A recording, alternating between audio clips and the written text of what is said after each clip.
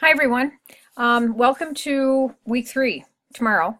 I thought it'd be good for me to sort of visually check in with you or for you to like see me again for our online experience. Again, I apologize for the glare with my glasses and my face. So we're about to start week 3, and while we're still in week 2, I just want to again thank you for your just amazing discussion again this week, both about integrative communication and then about the conceptual models with families.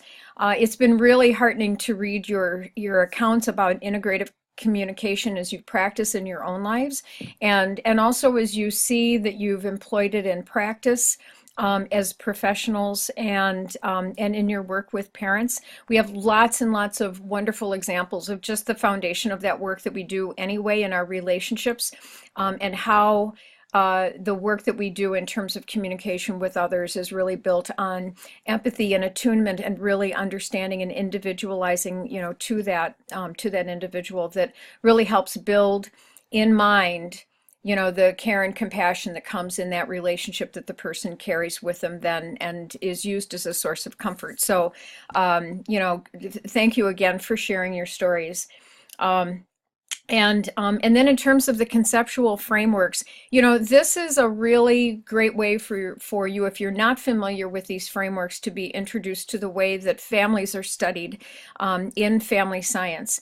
If you were to go to the National Council on Family Relations or to American Psychological Association or Sociological Association, and you listen to people, give their research related to families, many of these theoretical frameworks are used as a basis for those explorations. So, it's kind of a nice introduction to that for your own purposes.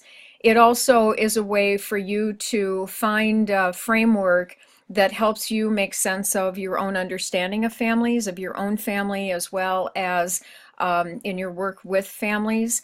And for those of you and us that are as educators too, as we try to explain to families about their roles and their function and really how families benefit society, frameworks like these are very helpful for us to understand better the roles within families and dynamics that occur within families, and how that and how they're influenced by each other, by resources from the outside, and then what that means in terms of their own functioning. So again, I really appreciate your kind of wrestling through, especially some of the concepts that are a little bit more abstract, and ones that we use a little bit less often, in our day-to-day lives.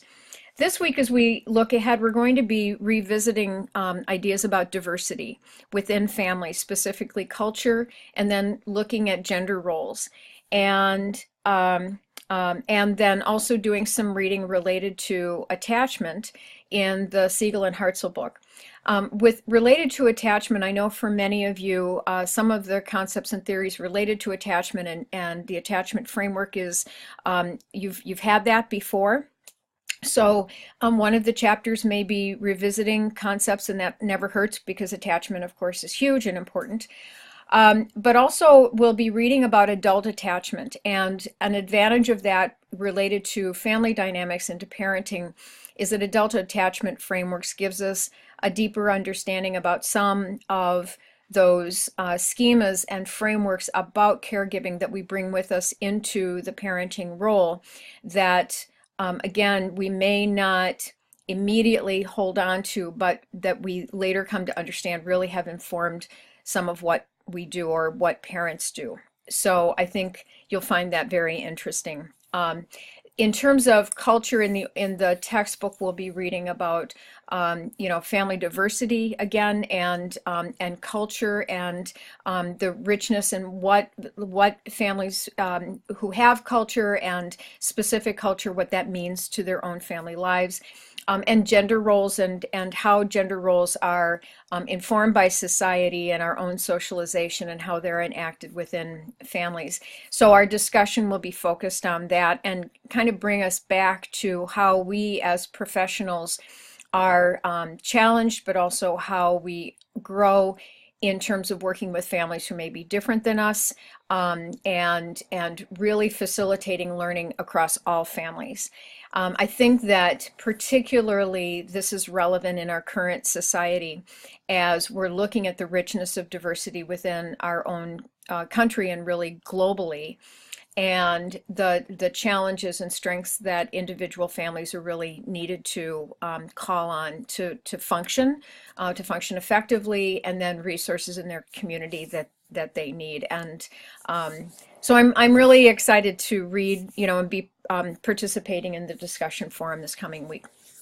And then, the major thing beyond our reading and our discussion is the very tangible parent interview that hopefully you've set up and you're going to be doing. Ideally, the interview should be done by Monday. I hope that's all going well.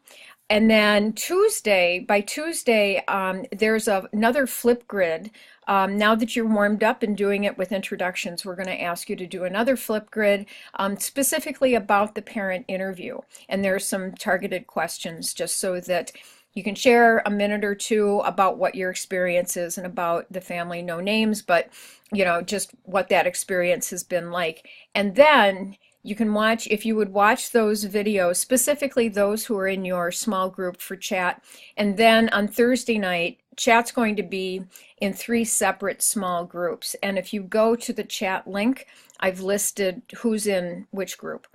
And so so please at the very least try to watch the Flipgrid videos on Wednesday to Thursday in preparation for Thursday night chat, because then your chat on Thursday night will be with that small group and you can talk very specifically more about your experience. And that chat should help to inform and support your work in writing up the assignment paper, which is due at the end of Module 4. So that's kind of so we'll do discussion, Flipgrid Tuesday night. By Tuesday, watch it, and then Thursday we'll have chat with the small groups. And then the final thing is then the next reflection paper at the end of week 3 will be on Friday night. So that's kind of the work, looking ahead for this week.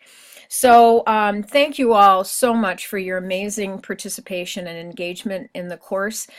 This is just a great class, and we all have so much to learn from each other.